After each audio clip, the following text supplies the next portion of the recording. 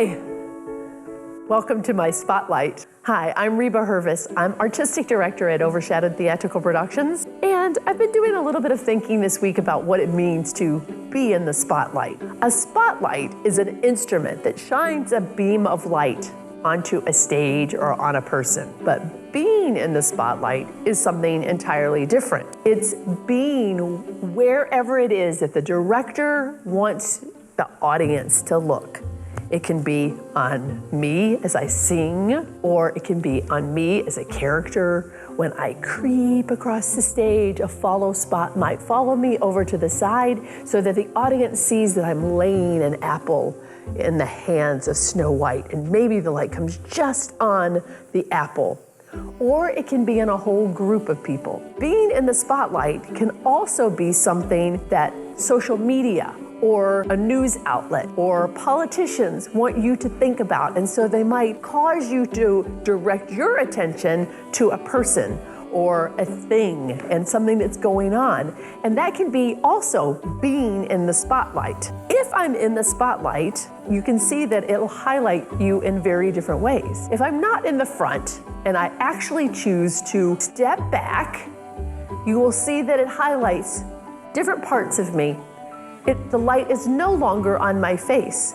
So how do I know when I'm in the right place? I feel the light on my face. The spotlight can go large and be big so that it can be a whole group of people that are with you.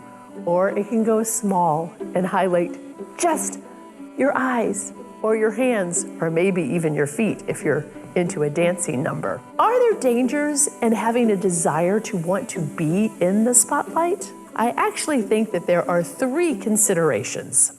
First one is the desire for love and attention. Think of it this way. The person that you know that might want to be the cheerleader or the captain of the football team. Is there a reason that it is such an intense desire for one person, but maybe the next person just enjoys it, but you see the way the other person reacts and it's so much more necessary? I think that person, the reason they're doing it is because they have a desire to get their love and their attention from that vehicle, from being in the spotlight. There's a danger in that because obviously that's not where we're supposed to find our love and our attention, but somehow or another, there's a certain personality that craves that. The second reason is the one that resonates stronger with me, and that is the need for validation. This is gonna sound really strange to you, I am sure, but when I was younger, I had these two parts of me that warred with each other. I wanted to be perfectly content to be away from the spotlight, and I didn't want attention from other people. I was okay if nobody asked me what I thought or what I felt. And the other side of me that had an intense desire to be noticed and have people care about what it was that I had to say or to matter. So my desire to be in the spotlight is because I need that validation. I actually feel a little sorry for my friends because if I don't get applause at the end of a show or I don't have people say, wow, that play was really good, then I call my friends and I'm like, okay, so what did you really think? I need validation, and I'm not saying that it's a good thing, but that's where my desire to be in the spotlight comes from. The third reason is admiration. Think of the person who is always comparing how many Facebook friends they have, or they post something. It's important to them to get X number of likes on their page. To them, it's their whole sense as a person. In fact, it is really controversial these days that there is a growing need among our young adults that they're finding more satisfaction of who they are as a person from making sure that their social media posts are perceived and liked by the world. They put a selfie picture up, and if they don't get enough likes or comments on it, it actually destroys how they feel as a person, which is why suicide among young adults has skyrocketed. That is a danger. We have to be careful how much being in the spotlight changes our focus on who we are as a person. Going back to where I was when I was standing in that spotlight, when I first stand there, I can see the audience members and even recognize their faces. But after a while when I'm there, the light starts to blind me and I can't see anyone at all. There is a danger in the light blinding you. So what do we do as Christians? What do we do to protect ourselves from something like that happening? The first thing is to make sure we know who we are. I Googled and found that there's about 350 quotes that mention the word spotlight.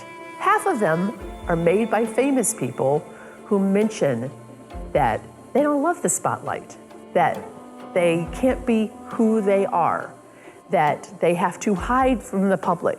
So the problem is, if you don't know who you are before you step into the light, then you are becoming a person that now the world is shaping you, or at least changing you. So know who you are, know what your standards are, have a good sense of where you came from, and realize that you can go back there if you don't stand firm to who you are as a person. The standards. We all have different standards, things that we think are okay or think maybe are against what God wants us to do. For instance, my daughter has a conviction that even on stage, she will never kiss a man other than her husband. She grew up in a very safe space because our Christian high school and the college that she went to never required her to kiss somebody else or to swear or to make moral choices that were against what she believed. And so she never even thought about being in a place that would require her to do something else.